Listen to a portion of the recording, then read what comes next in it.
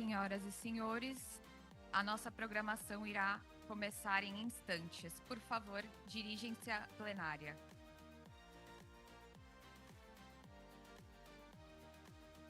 Senhoras e senhores, nossa programação iniciará em instantes. Por favor, dirijam-se à plenária.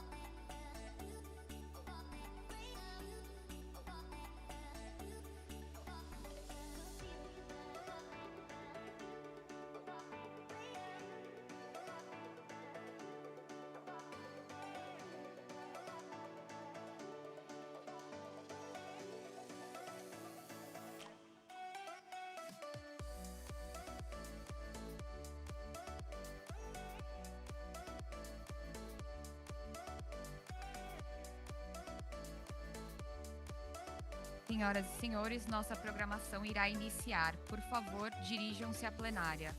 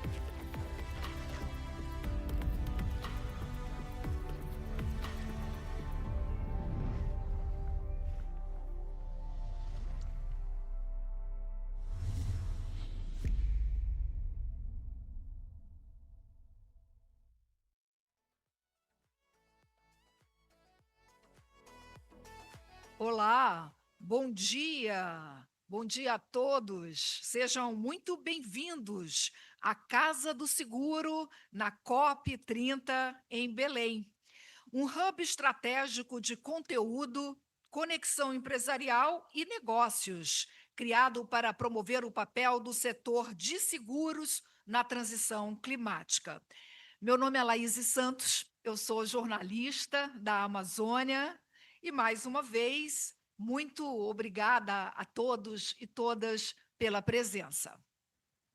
Durante todos os dias de programação, nós vamos receber autoridades governamentais, lideranças empresariais, além de representantes de organizações internacionais. Todas as sessões contarão com tradução simultânea. Os fones de ouvido estão disponíveis ali, logo ali, na entrada da plenária, portanto, fiquem à vontade para retirar os seus antes do início das atividades. A programação da Casa do Seguro. Grab yours in the beginning of the presentation.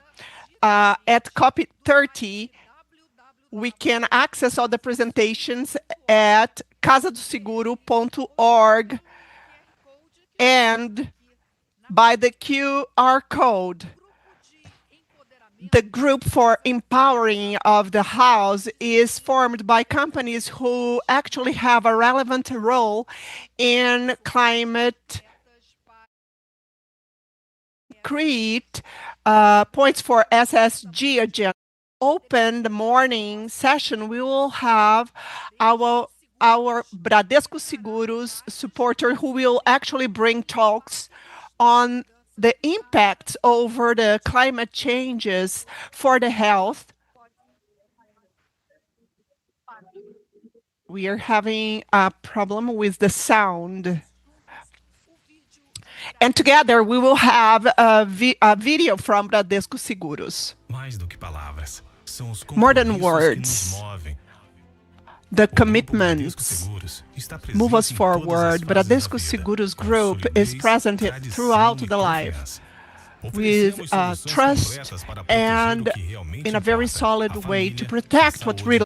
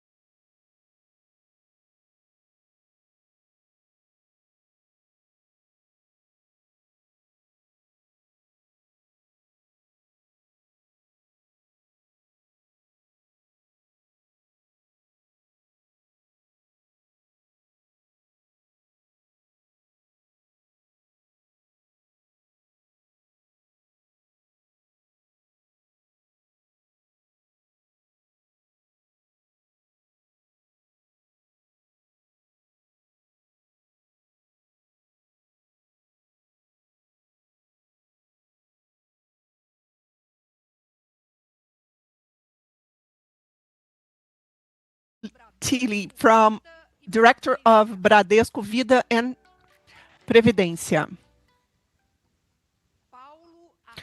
Paulo Artacho, Professor of Atmospheric Physics at USP University and member of IPCC. Dr. Thais Jorge, Director of Services for the Insurers and Bradesco Saúde. And I also invite Dr. Celso Francisco Hernandes Granato, infectologist of the Fleury Group. I want to remind you that this session is being streamed live at CNseg at YouTube. This is our channel. You can access through the Casa do Seguro site. And the session also has simultaneous interpretation. Right now, I wish you all a great panel. Good morning, ladies and gentlemen. My name is Ivani Benazzi. I'm the superintendent for sustainability on Bradesco Seguros Group. I'm very happy to be here with all of you. And before we start, I will actually describe myself. I'm a white woman with brown hair, brown eyes, and behind me there is a panel with the people who will be in this panel, and a photo of the rivers of the Amazon and the forest itself. It's an honor actually to be here in this panel at Casa do Seguro in COP30. This convergence space for all of us, so relevant to all of us as well, to talk about the changes about the climate changes that are impacting our families and our daily life. So since when we are born from the younger ones until the elderly ones, all the people are being impacted by all that. And we will talk about that with all these specialists. To be here today, goes beyond being a privilege. It's a commitment of ourselves and our planet to create a place that is better to live. It's kind of a must to have knowledge, collaboration, and understanding of what's happening. And within this spirit, we suggest the discussion of topics. It's urgent. Climate changes and health impact and opportunities for the insurance sector. According to the Labor International Agency, 70% of laborers around the globe are exposed to health risks related to the climate changes. And according to Lancet 2024, a magazine, the risk of transmission of dengue by Aedes aegypti is 11% higher than in the last decade due to temperature and humidity. And from 2022 and 23, the number of Brazilians who were impacted by climate disasters and also by floods is over 20 million and raised to 40 million. So this is very urgent. It's more than urgent. These numbers demonstrate how this phenomenon impacts directly the lives of several families, and that an understanding of all those risks, as well as its effects on our health, life quality, and our longevity, is paramount so that the insurance sector can get adapted, innovate, and contribute for a more healthy future and resilient as well. So I want to thank you all for being here. More than 8,000 employees who help on our journey, Valdirene Secato on her behalf, all our executives that collaborate, CNseg, the Confederation, that receive us here and hosts actually us here. If I do a list of all that the panelists represent, Dr. Celso Granato, our infectologist from Fleury Group, our executive, Estevão, director of Bradesco Vida and Previdência, and our director of Bradesco Saúde, Dr. Thais Jorge. I thank you all also who are here to hear us, and all the ones who are from our branches. And to start this journey, I invite Dr. Paulo Tassi, one of the major references in climate sciences, to answer a paramount question. How do you think the climate changes are reshaping human health, and what will that require from us as a society and insurance companies? Thank you, Ivani. It's a great honor to be here. Thank you to Bradesco Saúde and CNseg, CNseg. And I will start my presentation. You will have 2 weeks that will be busy ones, talking about climate changes. And basically, the health sector will be one of the most impacted sectors by climate changes. And this is acknowledged by the World Health Organization, WHO, and you could hear the article that was launched at Lancet in 2024 that are the main impacts over the health due to climate changes, not only temperature increase, alteration in rain, alteration in the amount of mosquitoes that transmit diseases, but the impacts are huge and differentiated on each region of the planet. And we must have a integrated vision of all that, not fighting one another or a third impact separately.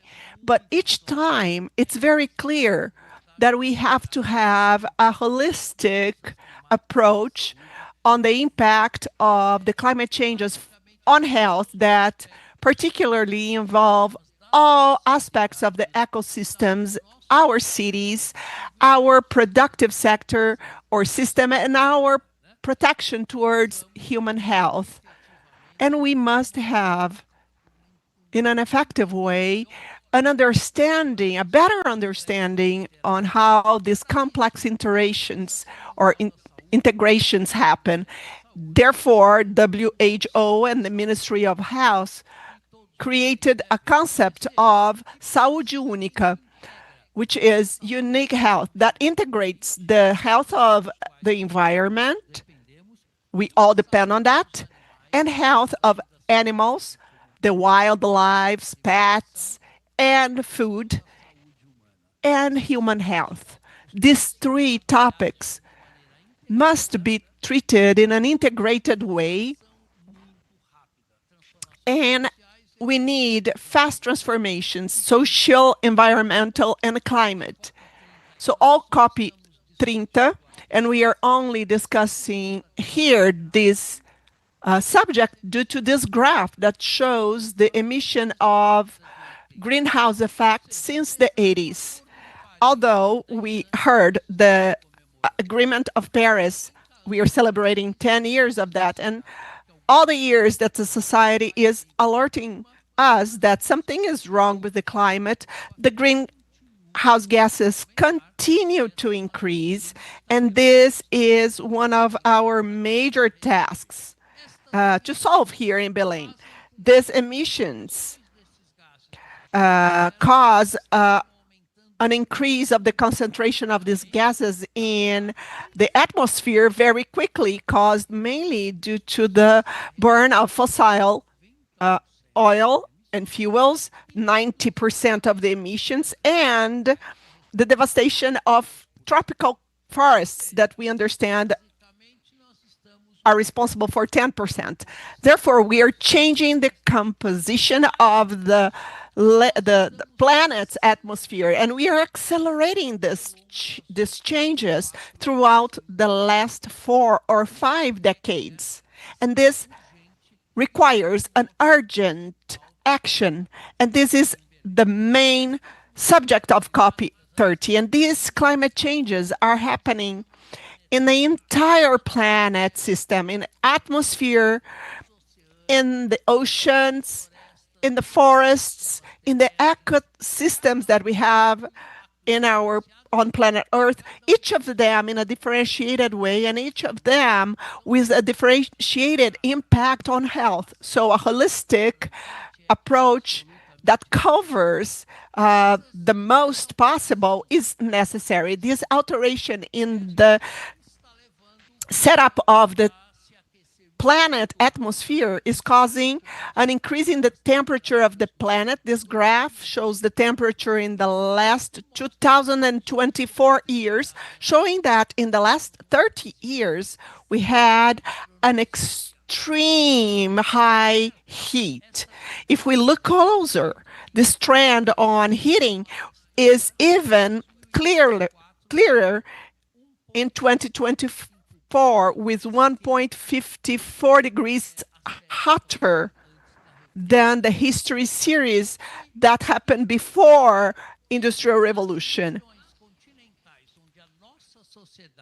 And in the continental areas, this heat is even bigger, and it has reached more than 2 degrees Celsius on continental areas. Therefore, we have to serve the society when they require our services due to the changes.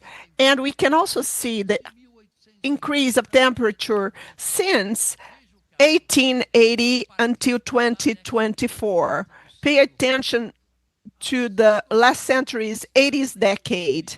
It's slowly increasing from the 80s, and from the 80s on, it increased very abruptly, and therefore we are in this climate emergency that we are living today. About the future, basically, before the Paris Agreement, we were going towards an average increase that was around 4.3 degrees Celsius right now, although we are following all the requisites of the Paris Agreement, we have an increase of temperature of 2.8 degrees Celsius. If all the countries fulfill their commitments according to the Paris Agreement. So our work here throughout this week is to decrease 2.5 or 2 degrees in the temperature. This average temperature rates show that the geographic distribution of the heating in the planet varies. In Brazil, 3 degrees Celsius, we will have an increase of 4 degrees to 4.5 degrees. In Belém, you can imagine the temperature in Belém, 4 degrees hotter than it is today.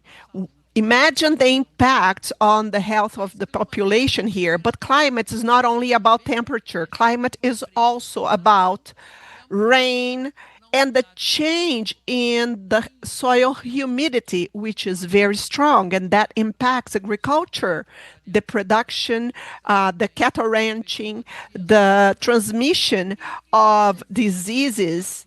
And the extreme climate events are also impacting the human life.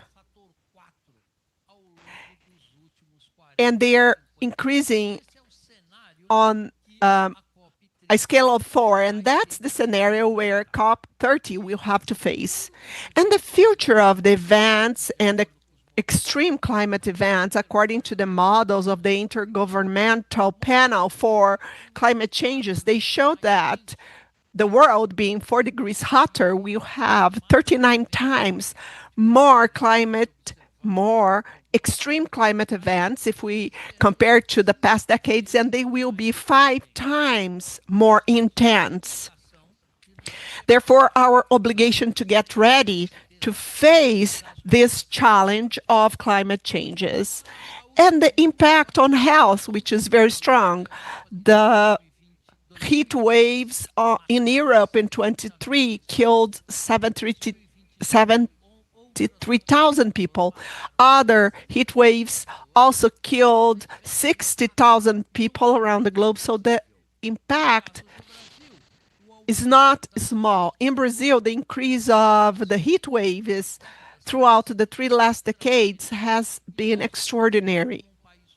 And us, being a tropical country, we are one of the most vulnerable countries to the climate changes. So what we observe somehow shows impacts that are huge.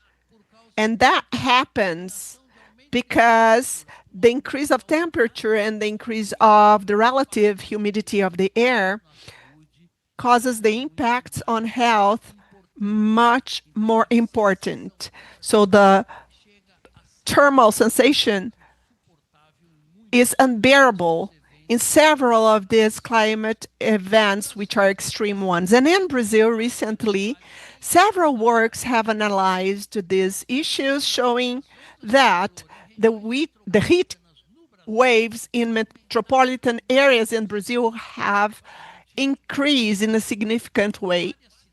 And thinking about other cities, not only Belém, Manaus, Rio de Janeiro, São Paulo, and huge populational cities. So this shows in the last year have been identified. And in Brazil, it caused 148,000 additional deaths related to heat on the last year. It's an important issue, and we can see the transmission of diseases and the vectors for disease transmission. And we have had several diseases such as dengue and others, some fevers that are extremely important. And to close, I do believe that we have to notice that the population which is more affected is the vulnerable population, both in urban centers and remote centers. And these must be part of the planning to fight the impact of climate changes on health. So we expect from COP is basically an action plan so that we can implement a new society, a new social economic system based on the 17 objectives for the sustainable development, from which health for population is one of them. And ADS 13 is the fight against climate changes, but always having a stable climate, and several other ODSs will be impossible to be implemented if we can stabilize the climate. So the final message is that climate changes are one of the biggest threats for century, and it's paramount that we avoid a collapse of the climate global system. And I do believe that it's very clear that Brazil, due to its tropical localization, is one of the most vulnerable countries for the climate changes. So thank you for your attention.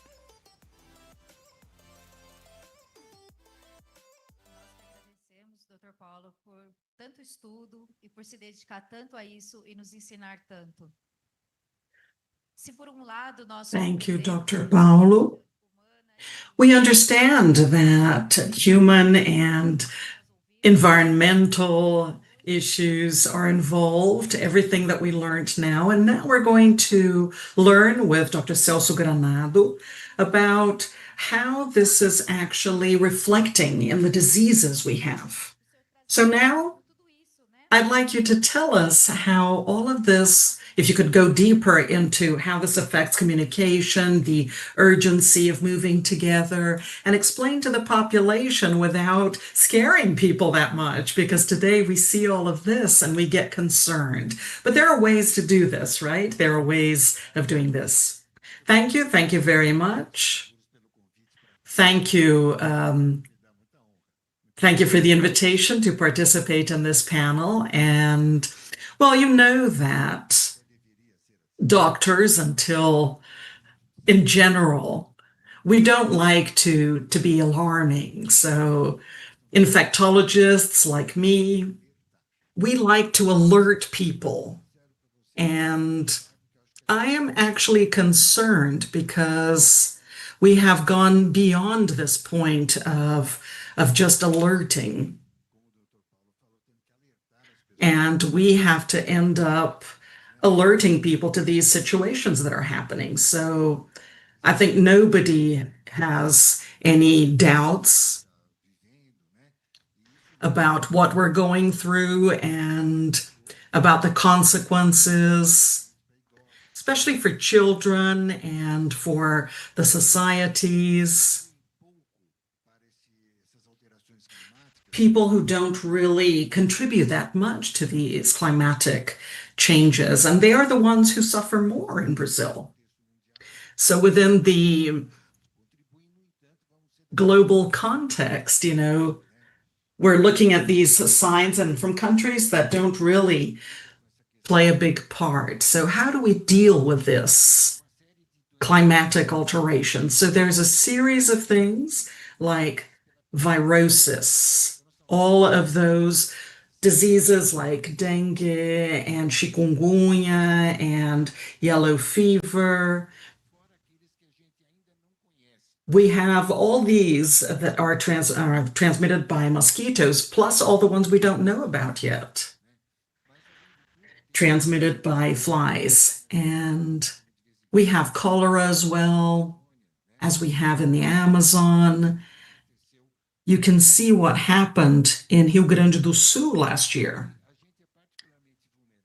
And we're particularly vulnerable to these quick lab techniques we know that it's going to happen, it happens, and we have to deal with it. So Brazil needs techniques with things, lab techniques that are not there in the short term, that are not available. So basically, we're looking at these climatic alterations and the abundance of operations that we see because of this. So you can see they are not proportional. We have small alterations and large impacts. And we see this around the world. We can see many cases of African diseases in the north, in the northern hemisphere, in the cold weather. So basically in the beginning of spring, leptospirosis, for example, we have that in the south of Brazil, in Paraná, Santa Catarina. And we see many cases in this population that has never had that. So they've never been through this experience. So we see an increase in this disease that was in Africa. And for example, schistosomiasis, we thought that had already been controlled, and we see this in other places now. And this map shows the mortality with dengue since 2000. And this is becoming even darker. So people are having dengue for the second time, for the third time, and every time you have dengue, it's a possibility of having the very serious form of the disease. Then we have chikungunya as well. This is also becoming bigger, becoming darker. So these are diseases that we didn't see before. It was typically from some regions in the countryside of the Amazon, and now we see this all over Brazil. And why does this happen? Because, mosquitoes, they are ectothermic, so they don't control their temperature.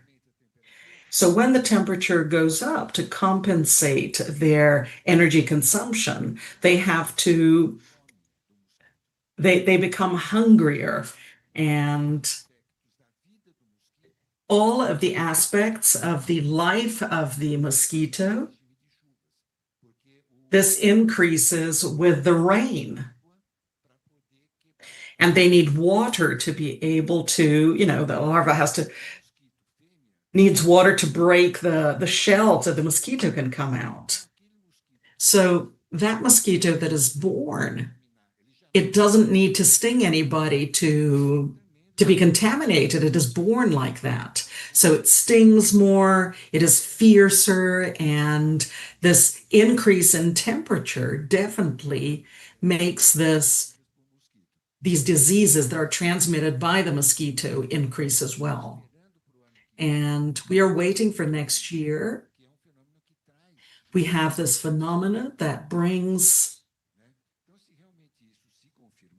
that if this is confirmed, we're going to see how we have it last year. So in 2024, they told us that we were going to have 4 million cases of dengue. And then, we thought, no, that's too much, because anything above 1 million in Brazil, which is what we have this year, is absurd. So definitely the ministry, got it wrong. It was 6 million. So we don't really know. Next year, we could have a new explosion of dengue. We're having more tourism. We're having cases of dengue. It's not the French or German tourist that is coming in that goes to Asia and comes to South America that gets dengue. No, you're getting dengue in France, in Italy, in Germany, in the United States. The United States had a record number of dengue cases this year. So it's really complicated, and it's very difficult for us not to be alarmed. So you can see over here, this is something that publication that we like to read. It's to put all the infectious diseases that we have in real time. You can see dengue in France and chikungunya in Brazil. And also in Brazil, we have the tick that transmits a lot of diseases. So they're detecting mosquitoes in Iceland. So very soon we're going to have other diseases, ticks as well.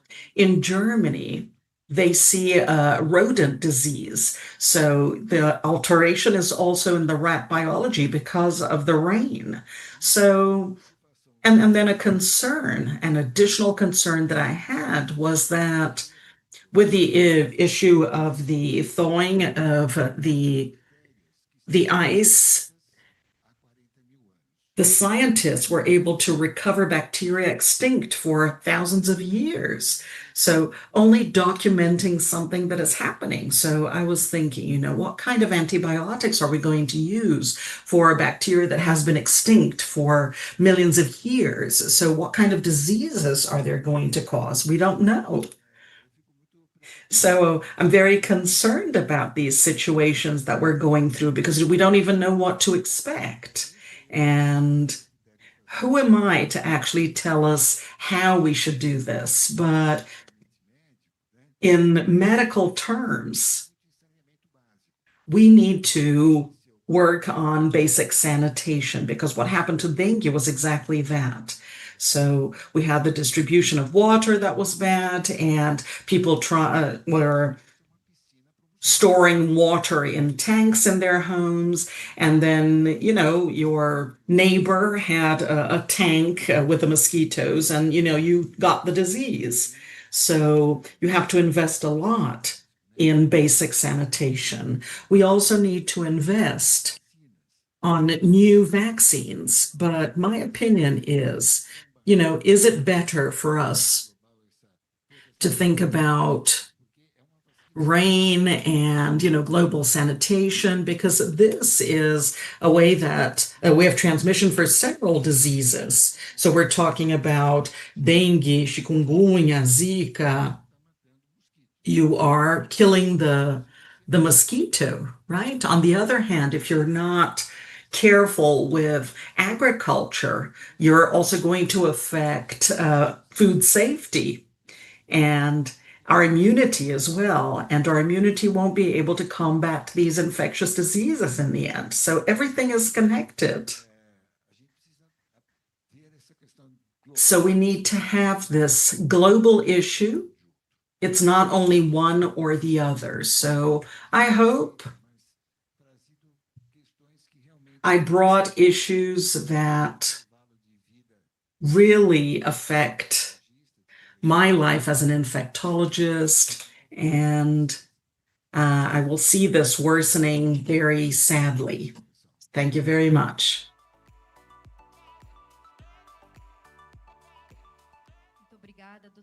Thank you very much, Dr. Celso. This presentation is difficult, but definitely you presented the new geography of diseases, which is a difficult reality, but we need to get together to combat it. And I would now like to invite Dr. Thais to bring a little bit about supplementary healthcare, how you're preparing for this. I'd like your view on this. How has this been happening in your business in supplementary healthcare? Good morning, everyone. I think that we took a while to say that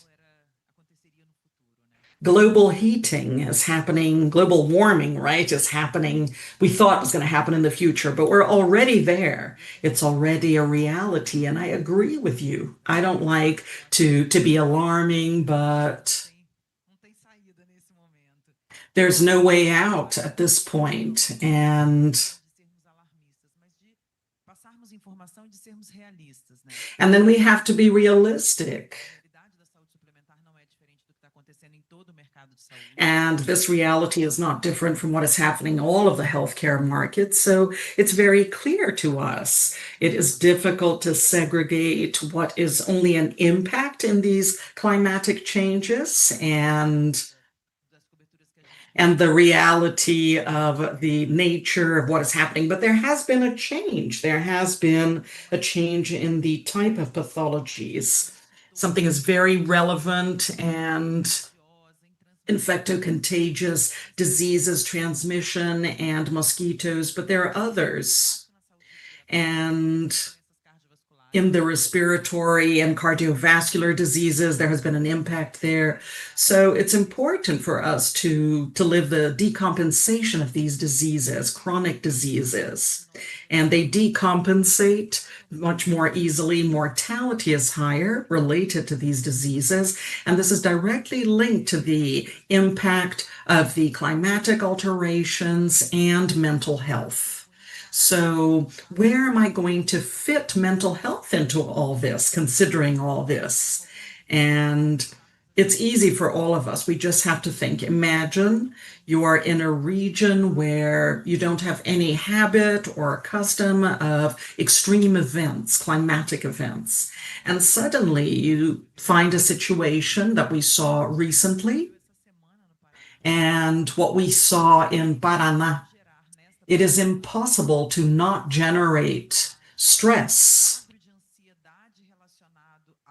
And you're anxious when things are going to happen, and we're not prepared for that.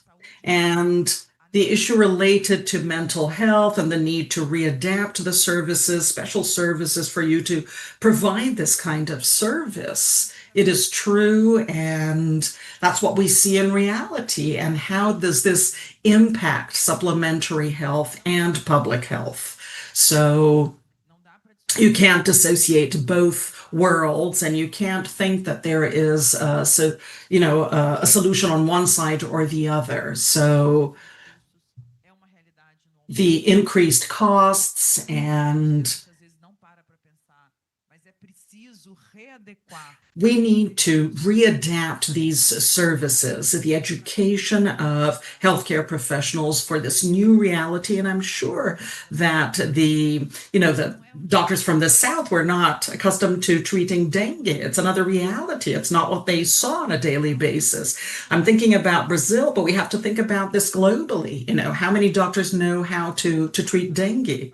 So definitely it's not in the day-to-day in practice. So there's additional issues in terms of the educational area. So this becomes clear. There's no isolated act. There's no silver bullet to coordinate all of this. Coordination is fundamental. So you are coordinating private and public services. You involve governments and society, the individuals as people, because the impact is real, it is happening. And for us, Ivanir, on a daily basis, we already see this issue related to changes in the epidemiological issue of diseases in the regions, change in the behavioral aspects and the need for healthcare. So we don't want to be alarming. We have opportunities, right? And we have the opportunity to discuss some of this, but it is already a reality. It's happening today. Talking about opportunities, if you could share with us what we have. So we have as individuals, we have to change some habits and customs. Some of the things were already discussed, but what can we actually do? You as a doctor, if you could tell us something about this. I think we have to say that we are only able to generate transformation and change when we have information. So when we stop to think about it, what else can we do? And we are acting in the healthcare market. We provide healthcare assistance, but is it only that? No, it's a little bit more than that. We have to generate information. People are only able to change their behaviors when they have information. And I keep thinking, there's so many obvious things. It's obvious that we have to be careful if there are floods and you can't walk inside dirty water. It's obvious that when it is warmer, we have to drink more water, but, using fresh clothes. But what is obvious has to be written somewhere so that people will look at it and will provoke themselves to change their individual habits. And we understand our role of responsibility and contribution.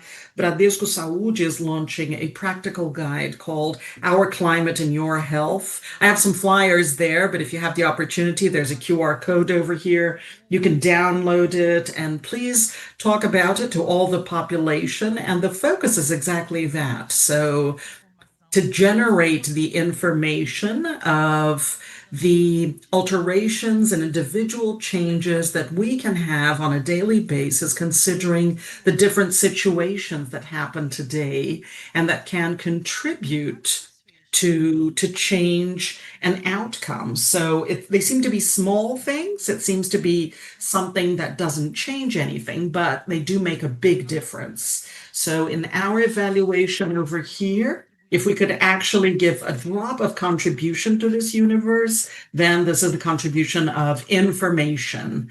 And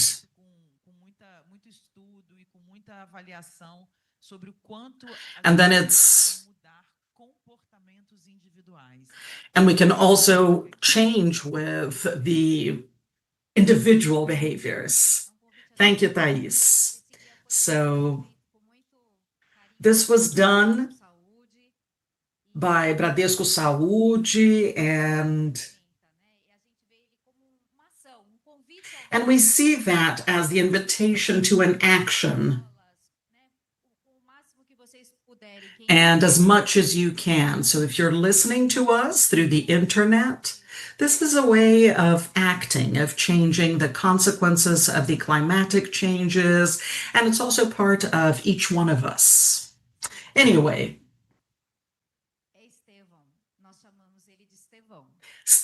Estevan, we call him Estevan.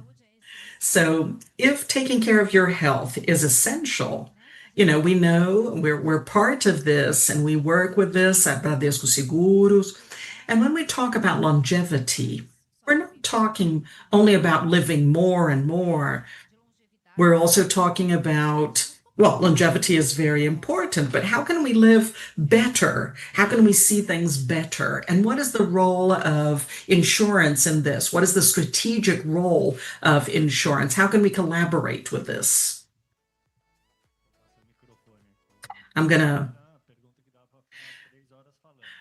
This is a question. I'm going to take your microphone here, but this is something we can spend 3 hours talking about, right?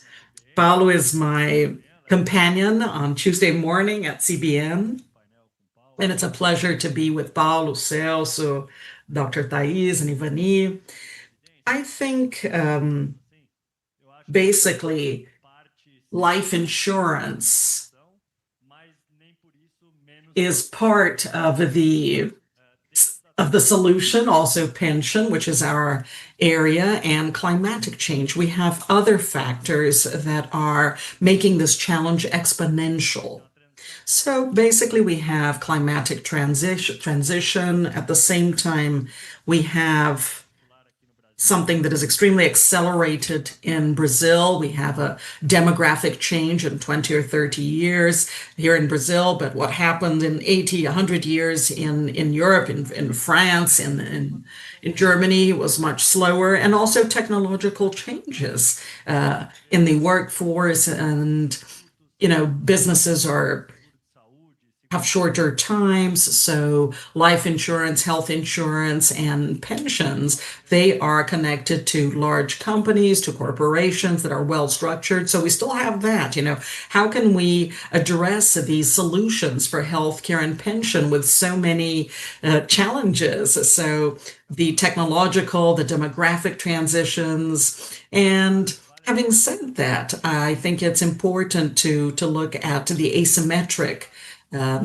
effect in more vulnerable populations. So those who have a vulnerable income, and we have to reflect upon the extremes. So only 18% of people have life insurance. Today in Brazil, only 8% of people have a pension fund. So classes C, D, and E, they have Social Security, right? So in these classes, these very low classes, they are the ones who need it. If we're talking about Social Security, if we're talking about healthcare, how do we do that? Health insurance. How can we scale this up to address the more vulnerable population with a lower income, the more vulnerable areas, the Northeast and north of the country? We know the impact is aggravated. You don't have this sort of protection. So you have to measure the recent work that was done. So the same event with similar proportions in the south in the country and in the north and the northeast, there's a multiplication effect that is much bigger than in the north and northeast because you don't have the protection of the population. So that's an important issue. So what have we done? First of all, a huge communication effort, because our solutions are not only for those who have a higher income or those who have resources or those who have Social Security or private Social Security. We have products that are simplified, that are more affordable, and Social Security with 50 reais, you can have one of those and it's easier to access. There's an effort in communication, which I think is essential. So how can we make communication get to these classes that are further away? We've made a huge effort last year to break certain bubbles of communication and to start talking about TikTok, like Alexandre, and Instagram, and talking to the people who are listening to us. Everybody has a cell phone. They have social networks, but they don't all access, physical newspaper, hardware. It's rare. So we have looked at computing for solutions that we have today and to get more people. So I think that's a great advance. A second point that I think is very relevant is how can we couple healthcare assistance with what we have and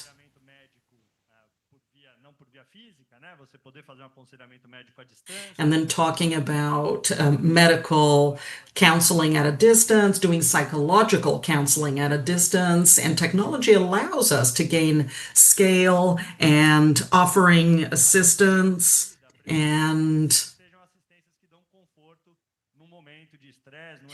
comfort and in a moment of stress, because it's not only the moment.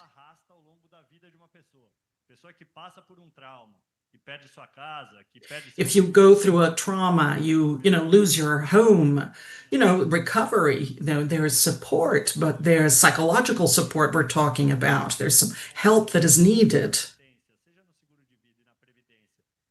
And if we're talking about extremes, it's mitigating, right? It's not going to solve the root cause, but we're mitigating the suffering in this discussion. So it's becoming more frequent, it's becoming more extreme. And to end this, just to give Paulo and Celso more time, because they are the stars of the day, we're going to talk a little bit about prevention. So we have a study that we did recently, and when we're talking about longevity, we're talking about the well-being of the whole spectrum of longevity. So the physical, the mental, the financial aspects, socialization as well, because, there's an elderly person who socializes, has a much better quality of life compared to a solitary elderly person. So we can create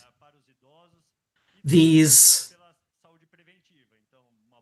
We're talking about preventive healthcare. We're talking about eating well, sleeping well, physical exercise. We have also designed solutions in terms of prevention. That's not going to solve the collective problem, right, which is much bigger, but definitely it can collaborate with what we can do individually in this solution for each person that suffers with an event that is unexpected in the middle of the way.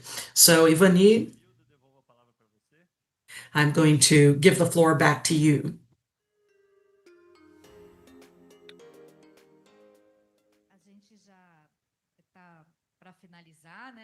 So we're about to end our panel, but please continue with us, because right after, we're going to have more interesting people to talk to, other important people, and please don't leave us. Please remain with us. And I'd like to invite each of you to leave your final comments. So what can we talk about? And we're opening up. We are listening to several people in our sector. The insurance sector is very important because, we protect assets. We also protect people. So if you can just, tell us.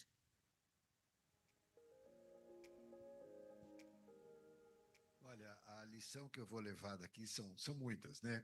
Mas eu acho que está cada vez mais claro, então, a questão das alterações climáticas nas doenças, na vida. On climate changes in the lives of people. And with this approach, that is a wide approach, educating people, the physicians, and also having a health insurance or a health system that can help. We are not talking only about future, we are talking about the present and the future. Depends on it. So let's understand that we are opinion people that are forming the opinions, and we will amplify all the possibilities. And let's work, each of us, in the path to mitigate what is possible. Okay, I will be the next to them.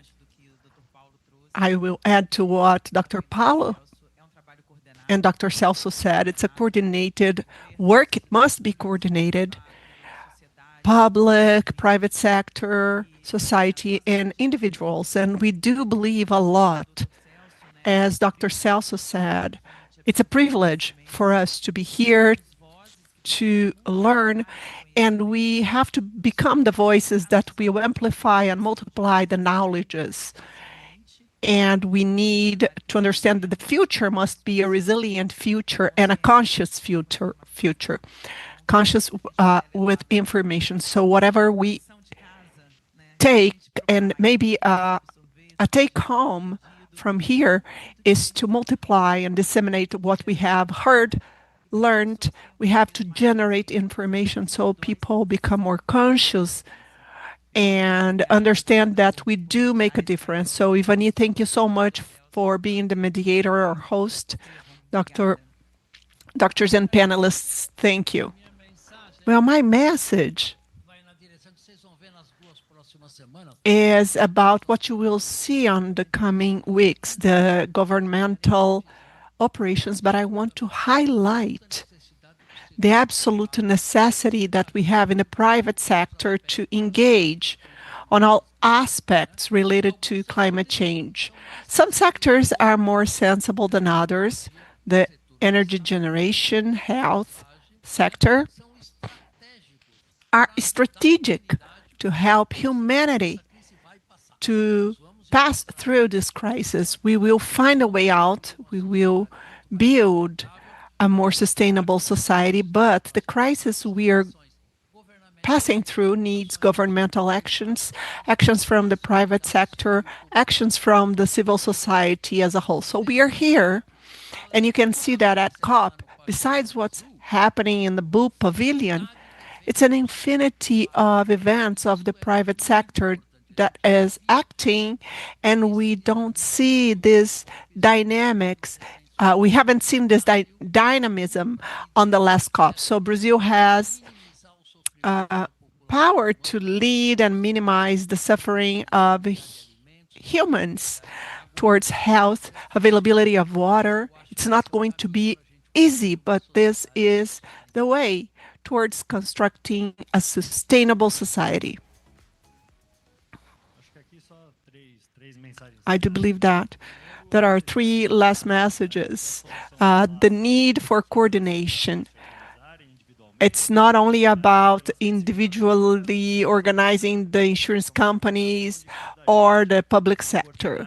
We have to coordinate, we have to be creative, and we have to have this urgency sense to create possibilities to solve what is required due to our new reality.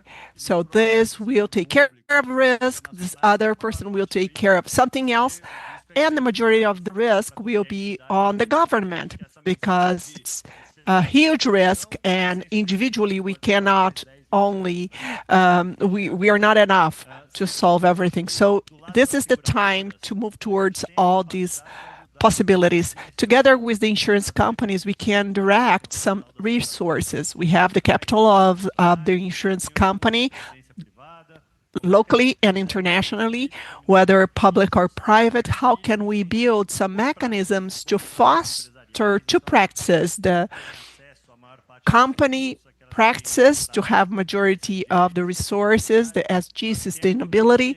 Also, there is a plan of mechanisms and incentives to help these funds that are potent ones to reach companies with good practices to actually help. And individually, both Bradesco Saúde and Bradesco Vida e Previdência have tried to create apps that direct towards good behavior.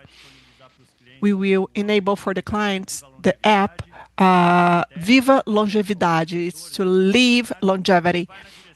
And it is towards gamification for good practices, good nutrition, good health habits. So for the ones who are able to get the app Vida Longevidade or Live Longevity, it's a good possibility. So Ivani, thank you for the opportunity.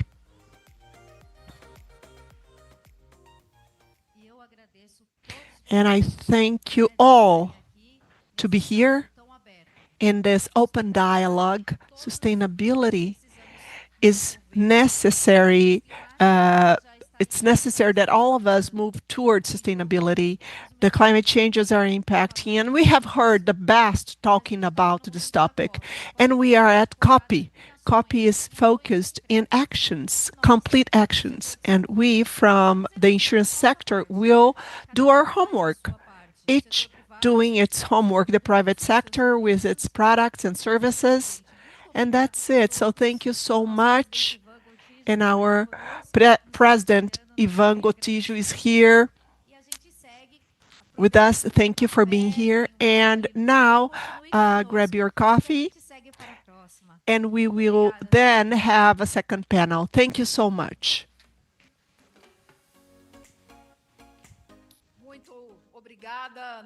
Thank you so much, all the present to this panel. And I ask Ivani and Estevão Scripilici to stay on stage. The other panelists can take your seats. And before we move forward towards the next panel, I will announce that the Casa dos Seguros, House of Insurance, will be the place for opening of the Global Insurance Summit, the Day of Insurance, Inclusion and Resilience, organized by UNEP, together with CNseg. This event will gather specialists and leaders of the sector to talk about pathways and directions towards a more sustainable and resilient future. Be here with us. And moving forward with our agenda, we will now have our second panel, Solutions for the Climate, initiatives that foster adaptation and transition of our insurers. We will hear how the insurance solutions can support adaptation and the climate transition, exploiting taxonomy of sustainable business and practical examples that are already being implemented.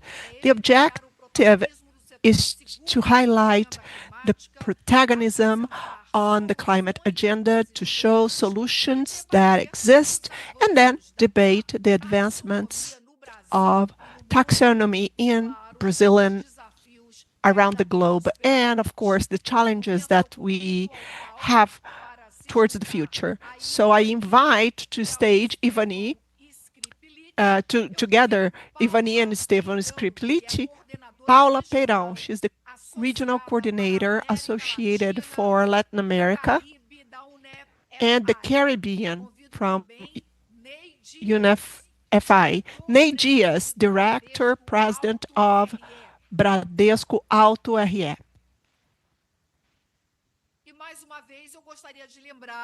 And once again, I want to remind you all that this session is being transmitted live through CNseg channel. You can access this channel at any time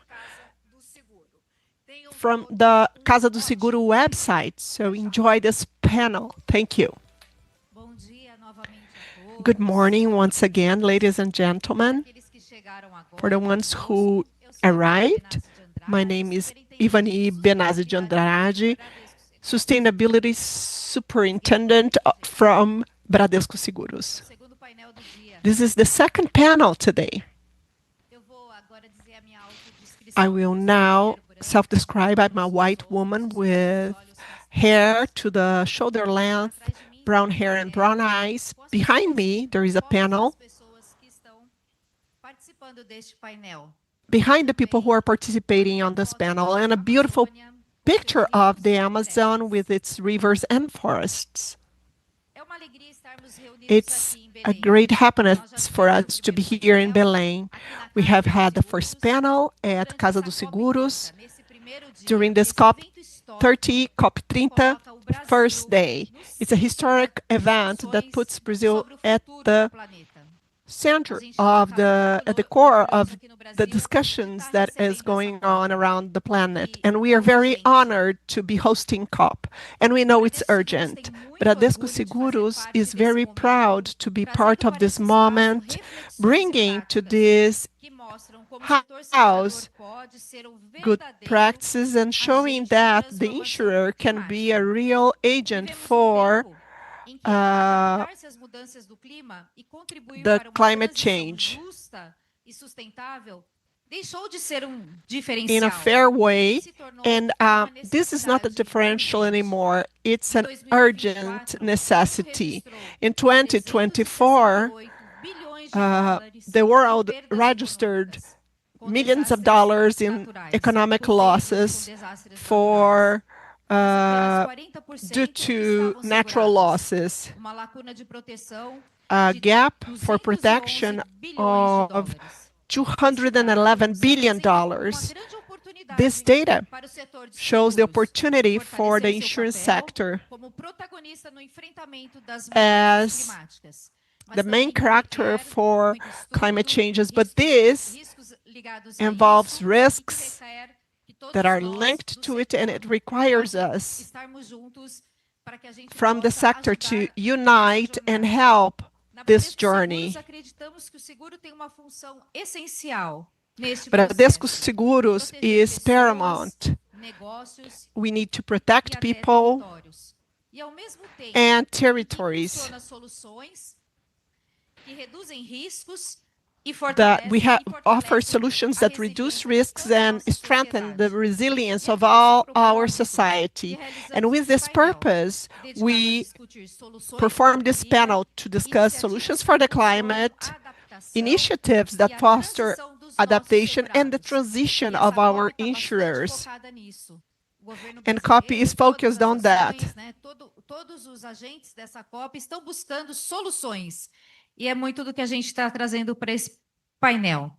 Para enriquecer essa conversa, To enrich temos this conosco talk, pessoas we muito have bacanas, muito great especialistas people. que vão muito contribuir aqui. Paula Peirão, Paula coordenadora da Peirão, América Latina da UNEPFI, trazendo a visão global das coordinator, finanças sustentáveis. showing sustainable finances and the role of insurance in this transition. Ney Dias, president of Bradesco Alta RE, with solutions that are helping our insurers when facing extreme climate events. The director of Bradesco Vida e Previdência, Mr. Ney, who will actually show and talk about sustainability for the next generations. I hope that this panel will show possible connections and future connections and how the insurance company can be part of this moment. Paula, the floor is yours. There's a question to you. Countries are all focused so that economic sectors can foster a low carbon economy. How do you see from your side what's happening to Brazil, and what are the challenges we have ahead, as well as how can the insurance sector inspire us? Thank you, Ivani. Good morning, ladies and gentlemen. It's a great honor to me to be here. I'd like to thank Bradesco Seguros and CNseg.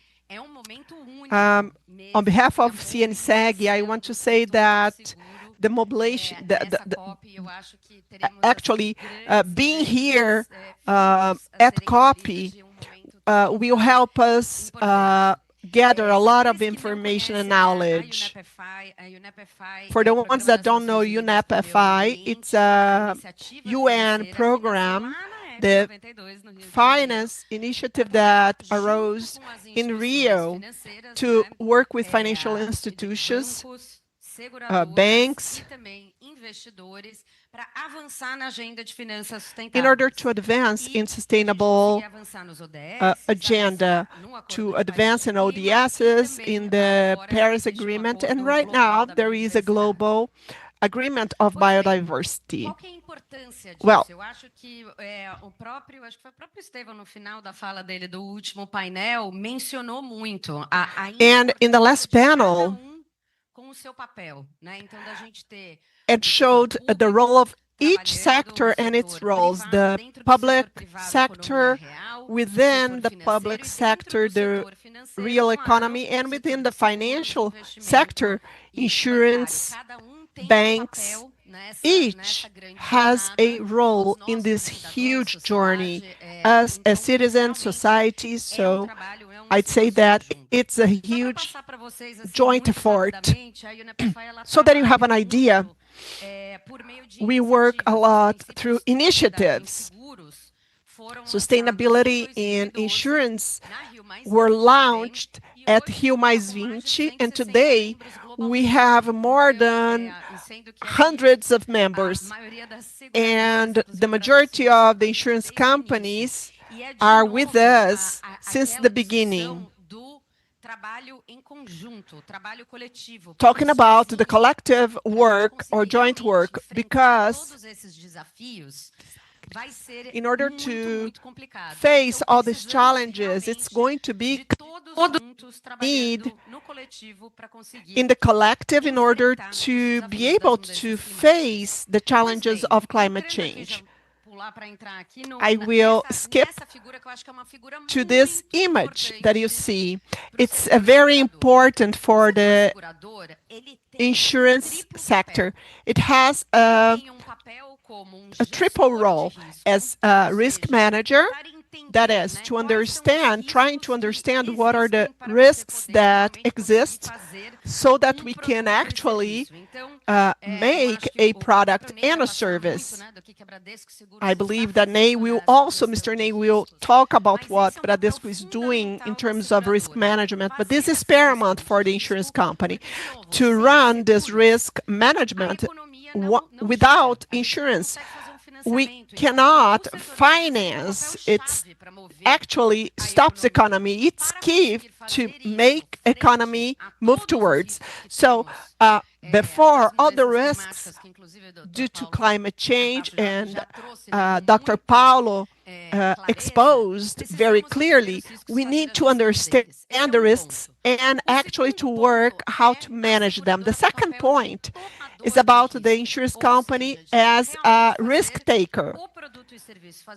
That is, to do the subscription of risks and to take those risks. And with climate change, we see an increase of intensity and probabilities of the climate changes causing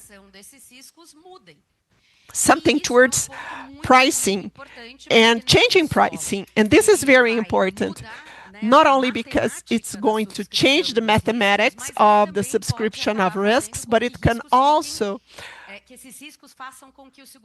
cause that the risks make insurances very expensive, and therefore it becomes almost impossible to have several projects, and we become more vulnerable, actually. The managers and the taker, and the last role is on the investor side, as Esteban will mention on the other part of life and private pension plans. So what are the investments for an adaptation? And it's very important to think about that triple role that the insurance company has and how we can work those 3 points. Very quickly and briefly, talking about the names or terminology, there are transition risks for the insurance sector, but the financial sector also has to work on those.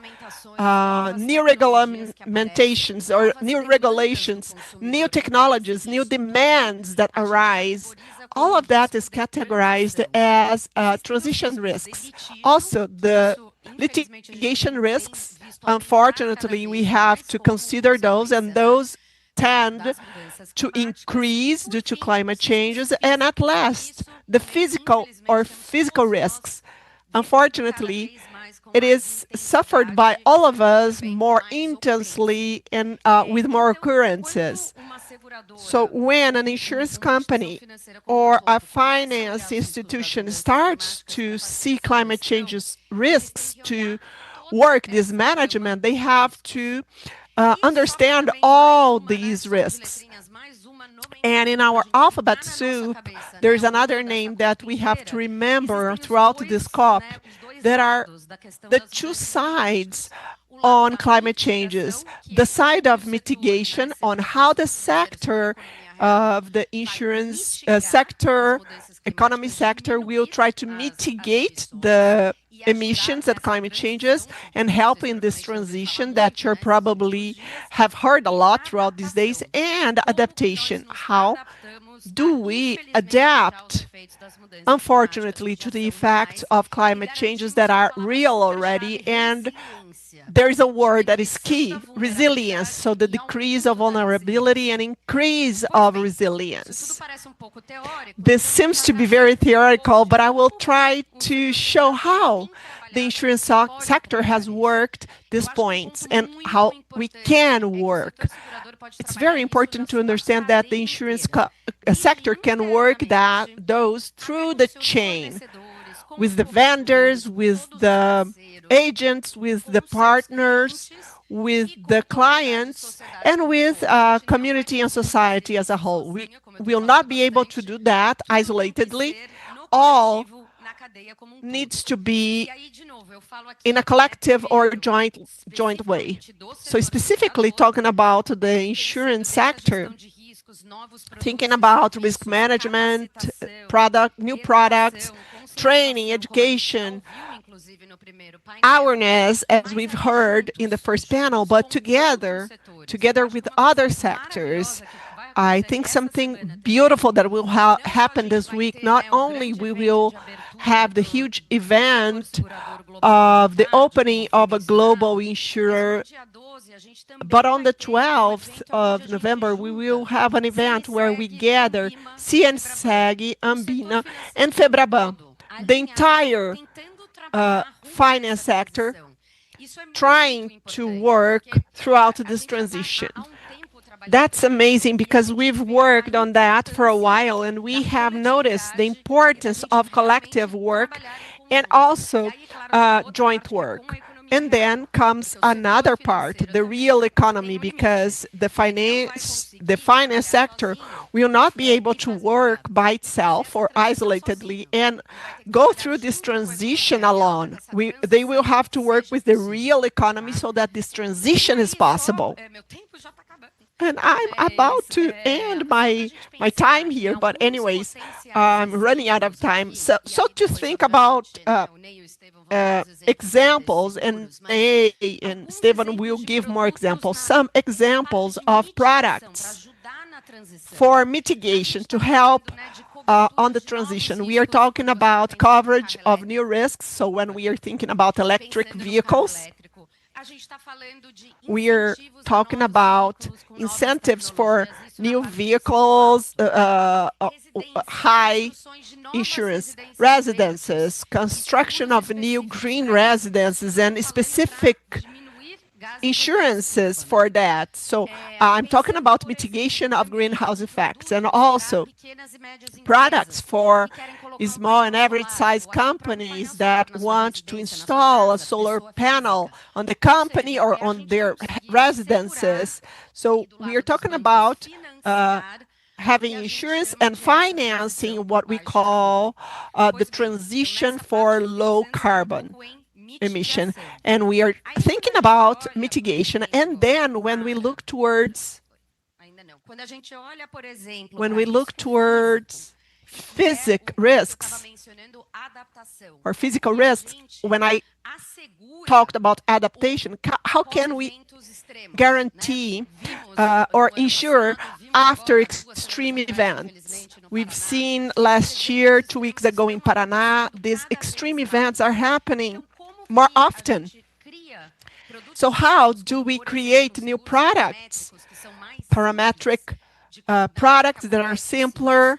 Example, when something happens, and what can we do for those times of despair? We are talking about insurance for understanding the physical risks. We are also talking about coverages for ecological restoration that help the climate changes not to affect so toughly on the coast or where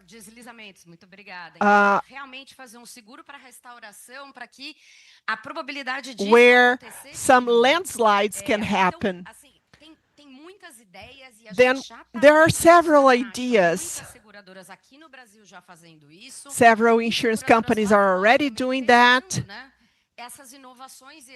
And people abroad are testing these limits. And I believe I've heard from someone here today, we are not in the future. We are at present. This is already happening. So we have to think about all these new potential, new products and services that will have to happen so that we can do all that is planned. And we work with something called V20, 74 most vulnerable countries in the globe towards the climate changes. And the idea is to give advice to create new parametric products together with the bank so that when an event, an extreme climate event happens, there will not be the shutting down of a cooperative, a small or medium-sized company. So it's to advise them to create emergency credit from the insurance side so that we will not have a shutdown. So this is just an additional example so that you can understand the types of work we can have together and the ping pong from bank to insurance company to bank, because I believe we will have to have a lot of work like that going on. The insurance company, the banks, investments will also know what we can do, but together we can find more tools to find new solutions. And I'm almost finishing my presentation. I want to mention another innovation. I mentioned the restoration and insurance for restoration. For landslide, there is a new concept that is called insuring nature positive, and that means working with insurance for the positive nature to actually make the conservation and mitigation to lower the effects of climate change. We have worked this globally. We have few examples with coral reefs, the restoration of forests on a hydrographic bay, but these new examples are the future reaching us. And then I do believe that us, as Brazil, one of the countries with the hugest biodiversity, we have a huge opportunity to really not only become the main actors, but also to lead the world on these topics. Because in fact, you're all here at COP30 in the Amazon, and in fact, we have this huge potential. Therefore, I bring the positive nature as a topic because we think, what does this relate to insurance sector and finance sector? And it has a lot to do, and time is now. And to close, we have even mentioned what we were going to talk. It was about the Brazilian taxonomy, sustainable taxonomy, and I want to close with this important point. In the beginning of my talk, I mentioned we all have our roles, and we need a jurisdiction. We need a government working together to give the incentives that are necessary.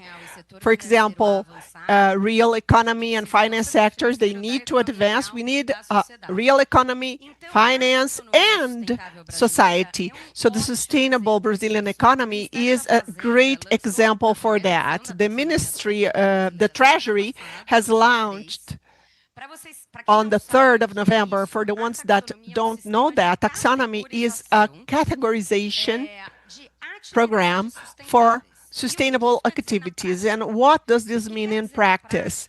In practice, it means that with this catalog, with all the activities that are considered as sustainable in all different sectors of the economy, we see that the debate about what is sustainable, what is green, what is this and that is more clear when you're giving insurance to an activity. And with that, it's easier for capital to come in for these activities which we consider as sustainable. Therefore, this taxonomy was a process that happened for over 2 years. Some companies have worked together with the Treasury, and we don't stop here. This first edition has been launched, and now the testing stage will start and the pilot stage will start, so that the finance sector will learn how this taxonomy will work in the real economy sector, and then it will actually be implemented. But why do I talk about this, and why do I think this is so important to understand about taxonomy? Because it's an instrument. It's a instrument amongst, it's a panorama of, it's a gathering of possibilities for the in the federal government that helps to simplify processes so that more money can come in, can be actually funded to reach what is necessary. Afterwards, we will have more examples to discuss, but I do believe that the important point is that we see this. We have COP happening here. We have biodiversity here. So for sure, as Brazilians and as a finance sector, we have a chance, that is a large one, to be the main actors for the next 5 years. And I hope to be here with you. Thank you. Paula, obrigada por esse show. Thank you, Paula. Thank you for this great show of knowledge that you always give us, and you say it so simply. And it definitely makes everybody understand, because there are many subjects and it's really easy for you to explain, and you're so clear.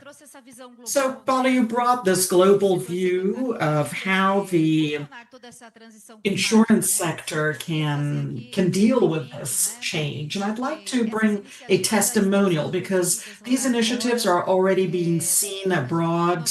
And we had an event of the Global Committee in Brussels, and Casa do Seguro is already being noticed, and the insurance market is being noticed as well in this event that we participated in abroad. So showing this activity in Brazil and how much Brazil has the opportunity of bringing new investment and strengthening and also attracting investment. And when we talk about other players abroad in insurance that work in other markets, and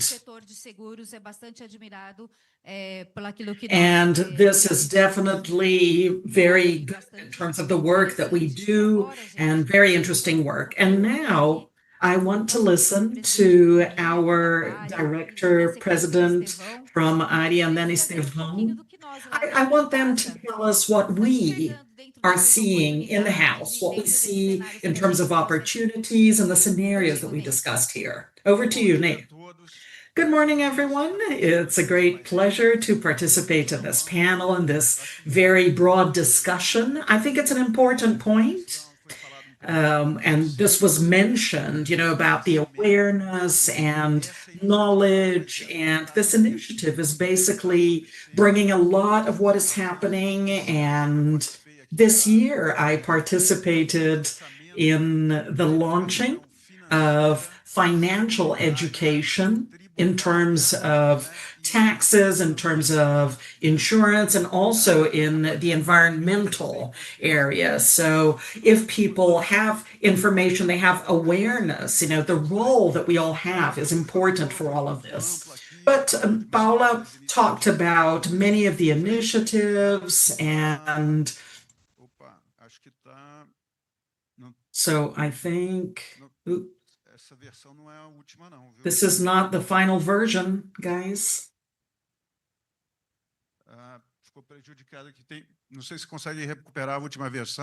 Okay, it's a problem. I don't know if you can recover the latest version. Can you do that? Temos condição de recuperar, pessoal? Olha, então, ô Ney, vamos começar, vamos ver se eles conseguem colocar para nós o... Vamos trocar? Quer trocar? Vamos começar pelo Estevão? Vamos começar pelo Estevão. Então, You a wanna gente vai olhar, change? então, o aspecto aqui da parte mais relacionadas à parte... Yeah, so we're going to change. All right, so this is more about life, and over to you. Yeah. Can you get the second presentation going? Okay, so I'm in second place, but I had to do the coverage of a specific event. Bernardo was not able to be here. Bernardo was going to be with us at a panel. So it's not because I want to participate in everything, okay? This is my original panel, and I'm going to try to be repetitive, okay? Yeah. And he's going to talk about the impact on people's lives and on economy. Stefan is going to be there bringing this view. And then while we wait, we'll go back to the other speaker. So let me talk about individual insurance and social security. The general context to the presentation is sort of self-explanatory. So this is the dimension of how extreme climatic events are getting bigger and bigger. We're talking about wind, storms, and rain, and we're talking until 2025, and this is illustrative, so how things have become more intense, and maybe the urgency that we had before has been increased, right? So I'm not going to waste time on that. I'd like to say that not only the frequency and severity of the events has become bigger, but there's also symmetry of the effect in different regions. So over here, we have Latin America, Africa, the Southeast Asia, the countries that have been most affected and with a bigger effect of these climatic events. So calling our attention, they're more frequent, they're more extreme, and they affect in a symmetrical fashion different regions, more vulnerable regions. So in the South and the Caribbean, and then the less vulnerable ones, Europe, they can deal better with these extreme climatic events. So, we have to have the diagnosis of those who are affected the most, where you're going to waste energy and resources, and that's important because resources are finite. So more than half of the new shifts have to do with climatic disasters, floods, droughts. We have a period where wars are happening, so climatic events are past of these shifting. So climatic events are a concern that cannot be placed in second position.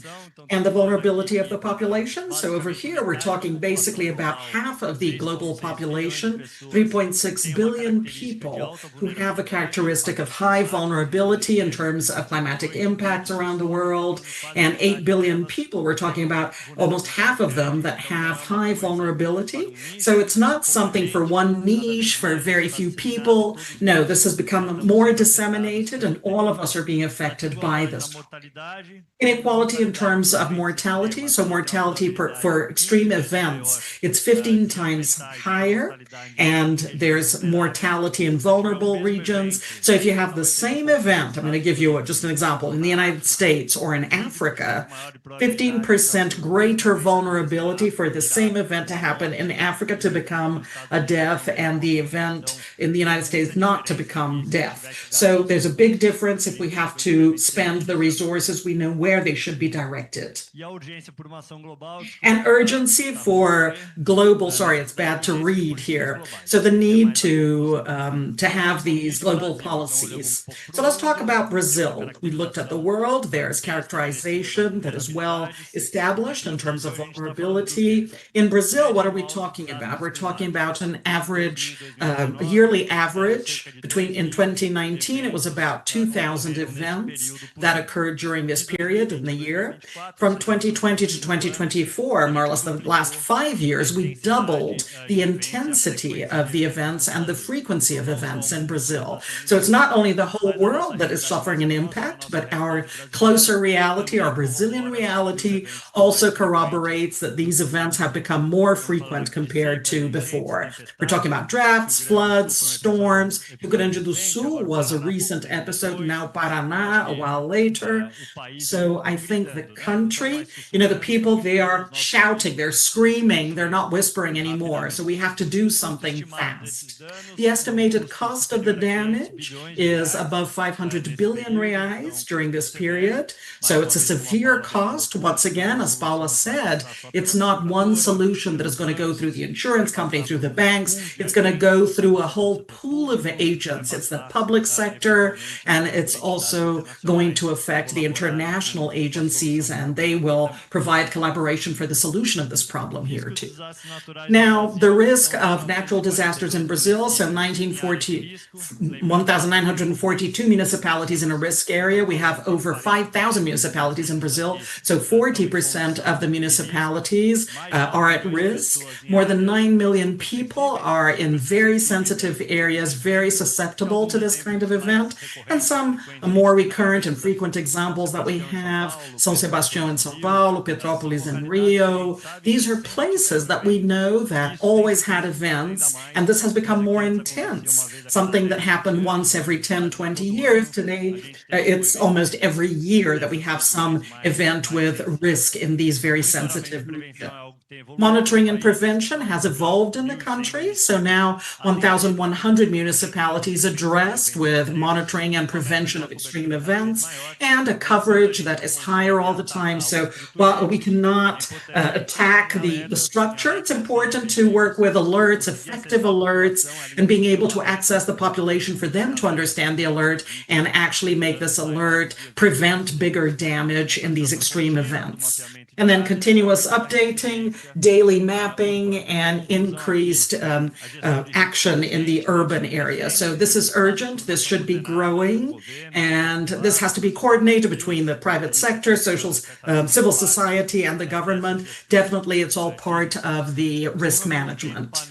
Now, as I said in the previous panel, it's a little bit of the severity. So over here, it's very clear. So we get here on the left, this is the south region. So although the percentage of houses affected in the south, it's big, when you look at the amount of damage, it's smaller. So it's a region that is more prepared because of several factors. And the same event generates less severity, which is in the north compared to the Northeast. That really calls our attention. So less events, but the degree of severity and impact are higher. So if you compare to the South.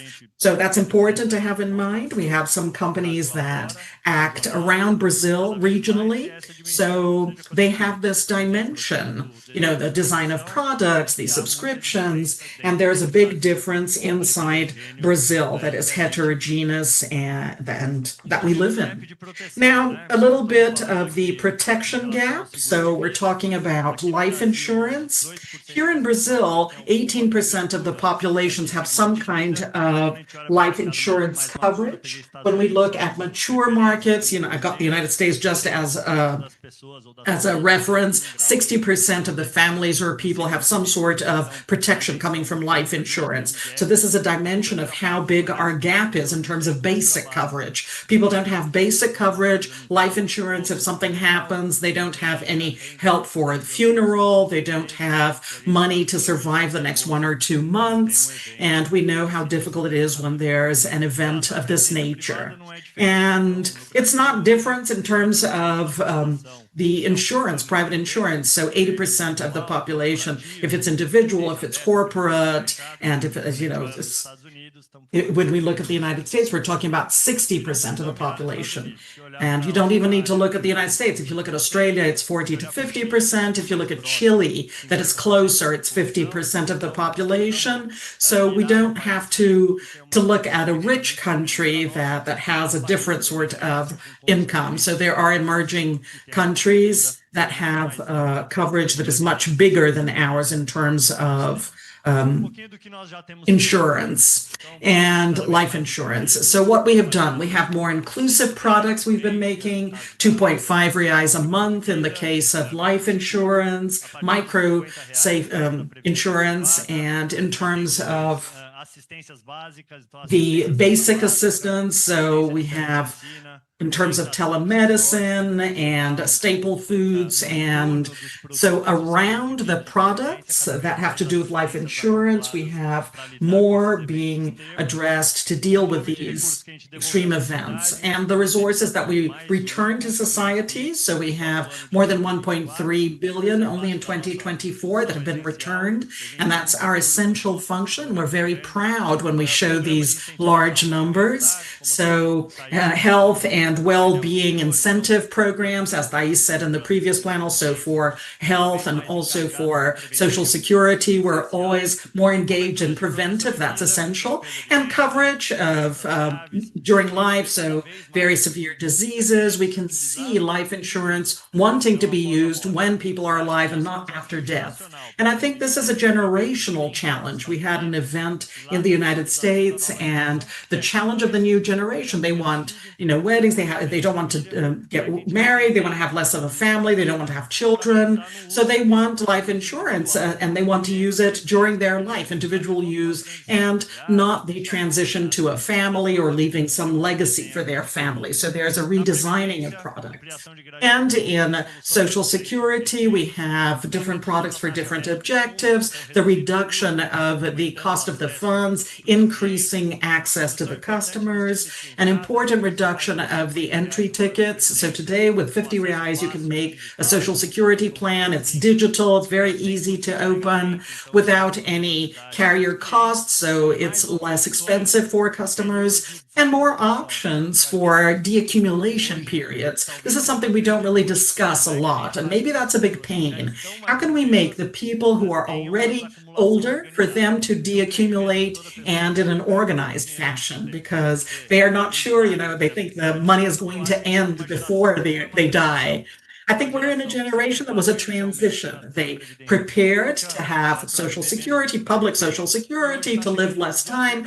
And today, on D-Day, in fact, they have not accumulated enough resources. They don't really know how to decumulate in an organized fashion. And then money can end, before they die, and then they suffer unnecessarily.